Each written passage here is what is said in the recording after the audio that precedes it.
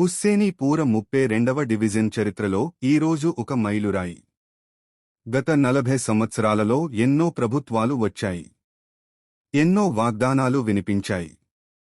కానీ ఈ రోడ్డుకి మాత్రం అదృష్టం కలగలేదు. కాని సంకల్పం ఉంటే సాధ్యం కాదని చెప్పే పనిలేదు అని నిరూపించింది షబానా మొహమ్మద్. ఎన్నో ఆటంకాలు, ఫైళ్లు నిలిచిపోయిన రోజులు, విమర్శలు, రాజకీయ ఒత్తిడులు అన్నింటినీ ఎదుర్కొని చివరకు పనులు ప్రారంభించి పూర్తి చేయడం సాధారణ విషయం కాదు. అది ఒక పట్టుదల, ఒక నిబద్ధత, ఒక ప్రజాసేవా దృక్పథం. రోడ్డు ప్రారంభోత్సవ వేడుకలో స్థానిక ప్రజలు భావోద్వేగంతో స్పందించారు. ఇలాంటి లీడర్ ఒక్కరు ఉంటే చాలు, మా డివిజన్ అభివృద్ధి తారాస్థాయికి చేరుతుంది అంటూ కొనియాడారు.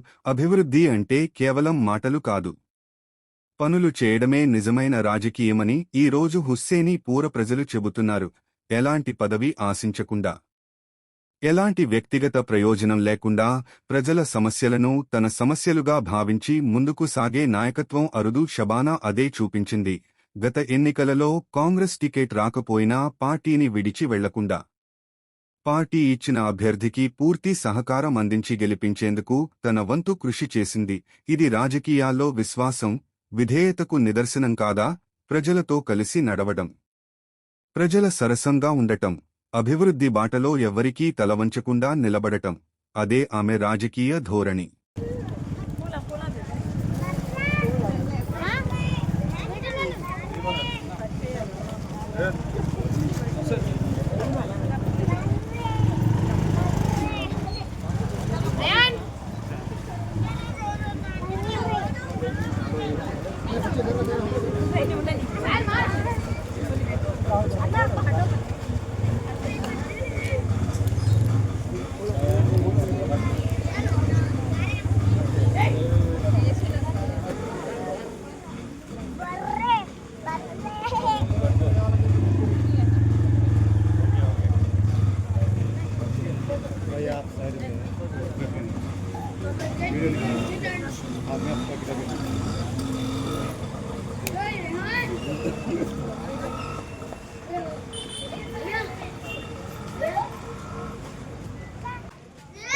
డివిజన్కి సంబంధించి గత 40 సంవత్సరాలుగా మరి ఇక్కడ అభివృద్ధి నోచుకోవట్లేని పరిస్థితులలో హుస్సేన్పుర ప్రధానమైనటువంటి రహదారి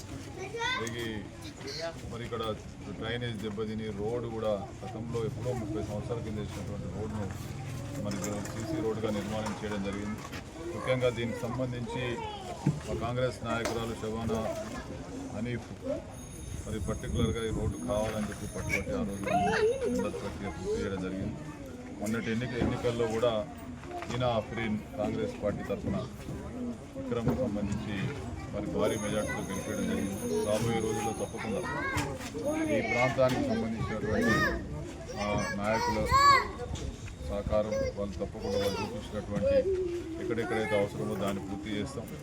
అదేవిధంగా ఈ కార్యక్రమంలో భాగస్వామైనటువంటి పిసిసి ప్రధాన కార్యదర్శి రాయమూర్తి హుస్సేన్ గారు, మిగతా నాయకులందరూ, జమీర్తో పాటు మిగతా నాయకులందరూ కూడా తప్పకుండా రాబోయే రోజుల్లో మరి ఈ ప్రాంత అభివృద్ధికి కూడా నిధులతో పాటు ఇతర నిధులను కూడా ప్రభుత్వ పరంగా తీసుకొచ్చి అభివృద్ధి చేస్తాం.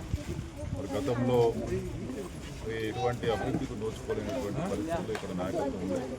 ఇప్పుడు తప్పకుండా మా నాయకత్వం ఇక్కడ పూర్తి స్థాయిలో పనిచేస్తూ ఉన్నాం.